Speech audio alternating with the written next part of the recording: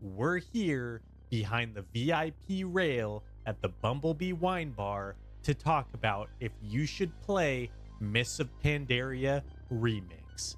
We'll go over some of the things I like about it, some of the things I dislike about it, and whether or not it's a good place to spend your time while you wait for the release of whatever next game you're trying to get into.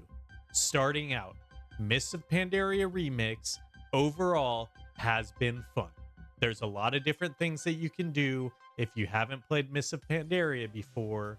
Like me, there's different raids to do for the first time, there's dungeons to do for the first time, there's quest campaigns to do the first time, if that's your thing. So experiencing all that without having to wait for MoP Classic to come out has been a good opportunity. Also, I like that it's a limited time, 3-month mode, because everything is sped up. I don't have to wait for things to come out in phases, so everything starts dragging on like in Season of Discovery currently. And although I'm leveling up another paladin, it's been interesting to go through different talent point choices that I should be making as I'm progressing. So I'm going to start going over some reasons why you should start playing MoP Remix. First, if you're a collector, there's a shitload of transmogs, weapon farming, toys, and mounts to keep you occupied the entire 3 months this thing's going to be around for. To collect all these items, you need to be farming a lot of bronze, and since they closed up the infinite frog farming spawn, man, that's difficult to say. Farming bronze is going to be a lot more difficult now. Luckily, I was able to get involved for a little bit before it got patched up. If you're bored and you want old new content to do, I recommend checking it out.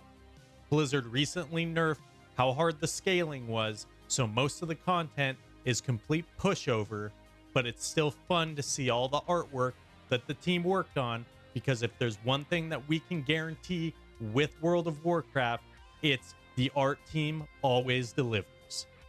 If you're looking to play War Within, but you don't have a character max level, or the character that you want to play max level, you should play MoP Remix. Why? Because leveling is extremely fast. You'll learn how to play the character through the leveling experience, and you'll be able to take that character directly into the pre-patch and then into the War Within.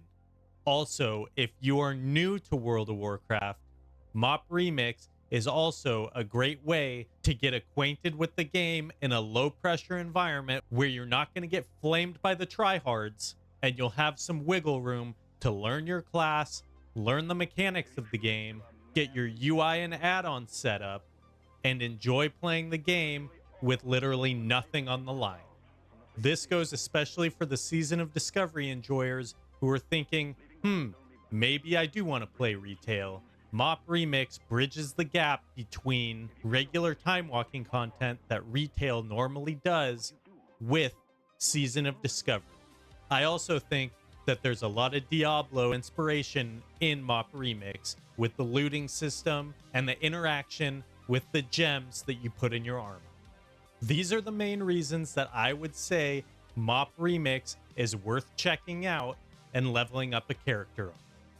Now, reasons you shouldn't play MoP Remix. If you don't have a character you need to level up, if you're not interested in collecting things, if old nostalgia content means nothing to you, if there's another game you're interested in checking out, and anything else along those lines.